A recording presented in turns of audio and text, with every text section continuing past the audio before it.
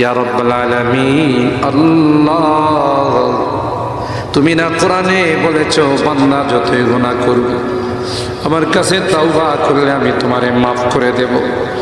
মনে বড় আশা নিয়ে আল্লাহ তোমার শাহী দরবারে ভিক্ষুকের মতো হাত বাড়াইলাম। তুমি যদি ক্ষমা না করো, কে আমাদেরকে ক্ষমা করবে?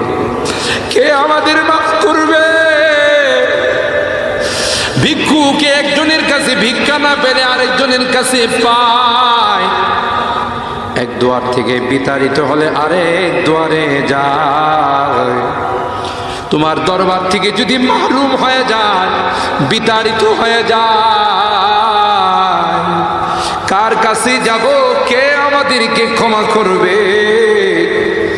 মালিক রে, কাঙ্গালের মতো হাত বাড়াইলাম, তাওবা করতেছি, আর জীবনে কোনোদিন নামাজ ছাড়ব না, আর জীবনে কোনো গুনাহ করব না, আর জীবনে কোনোদিন বেপরদায় চলব না, আর কোনোদিন সুদি লেনদেন করব না। কিয়ামতের কঠিন ময়দানে আমাদেরকে তুমি গুনাহগার বলে ডাক দিও না।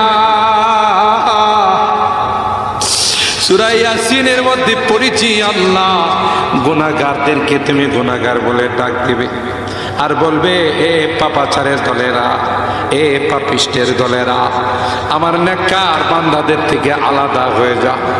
ওই দিন যদি আমাদেরকে নাম ধরে ধরে তুমি ডাক দাও,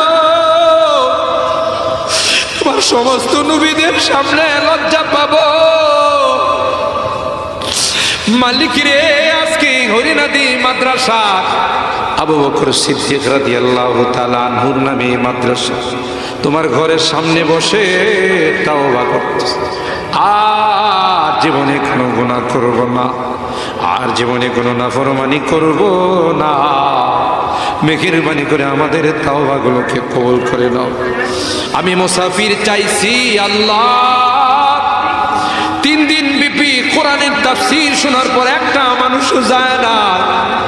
এই বুড়া মানুষগুলো বসে আছে, যুবকরা বসে আছে, মাসুম বাচ্চারা বসে আছে, পর্দার আড়ালে মা বোনরাও বসে হাত তুলছে। মালিক রে, আমার এই বুড়া বাবাদেরকে আবু বকরের মতো বানাই দিও, যুবকদেরকে জান্নাতি যুবক বানাই দিও, যুবকদের যৌবনকে তোমার কাছে আমানত রেখে দিলাম, হাসান হুসাইনের কাফেলার সদস্য বানাই দিও। আল্লাহ, মা বোনদেরকে আবেদা জাহেদা সালেহা বানাই দিও। আম্মা জান খাদিজাতুল কুবরা